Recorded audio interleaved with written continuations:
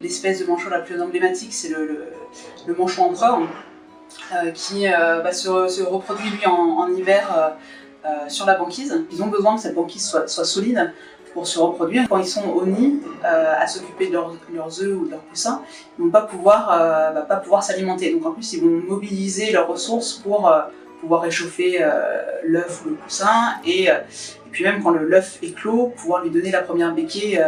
Donc c'est des animaux qui ont un tissu adipeux très important. Toutes les caractéristiques sont adaptées à la nage. Par exemple, leurs ailerons permettent de se propulser vraiment facilement sous l'eau. Et puis ils ont développé des stratégies de plongée, parce qu'ils plongent parfois à plusieurs centaines de mètres pour récupérer la nourriture. En termes d'isolation, c'est des plumes très réduites qui permettent en fait d'isoler thermiquement le corps du manchot par rapport aux températures extrêmes qu'il y a dehors. Si on parle des phoques, on a quatre espèces antarctiques.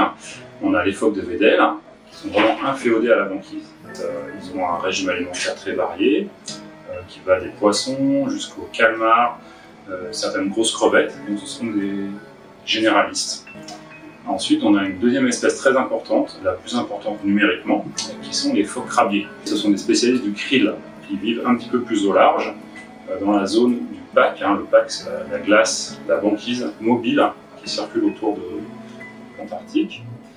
Nous avons ensuite le phoque de Ross, qui est bien plus petit, qui est un spécialiste des calmars, qui vit encore plus au large que le phoque crabier.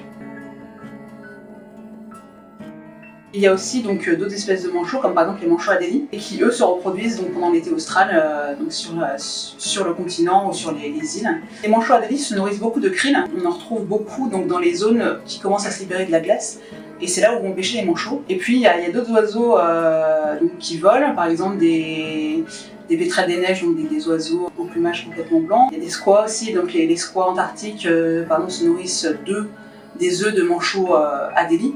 Il y a vraiment une diversité d'espèces d'oiseaux qu'on retrouve là-bas. La baleine la plus abondante autour de l'Antarctique, c'est le petit rorqual antarctique. C'est une baleine qui fait à peu près une dizaine de mètres, qui vit à la limite des glaces et qui est spécialiste du krill également. On peut également citer comme parmi les rorquals la baleine à bosse, qui vient s'alimenter pendant l'été de krill. Les cachalots, en Antarctique on voit que les mâles, plongent à grande profondeur pour chasser des calmars. Parmi les baleines à dents, également les orques, qui sont des prédateurs, alors des super prédateurs, ils vont s'alimenter sur tous les animaux, enfin les manchots, les poissons, tous les phoques, toutes les baleines. Une question importante, c'est quel va être l'impact du changement climatique sur ces animaux qui dépendent de la banquise.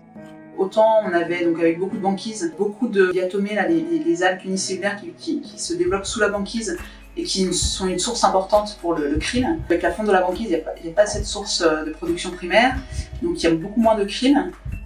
Donc ça a impacté par exemple les colonies, les populations de manchots qui s'alimentent sur le krill. Comment est-ce que ça va à terme impacter les populations de mammifères marins? On ne sait pas trop pour l'instant. Les modèles climatique prévoit effectivement une diminution de la banquise de 30% pour les 100 prochaines années.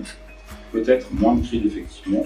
Et ensuite, les espèces, en fonction de leur écologie, vont ou pas pouvoir s'adapter de manière efficace à cette certainement réduction de leur niche et probablement une diminution de leur source de nourriture. Et pour l'instant, ça reste hypothétique. On doit faire plus d'études par rapport à tout ça.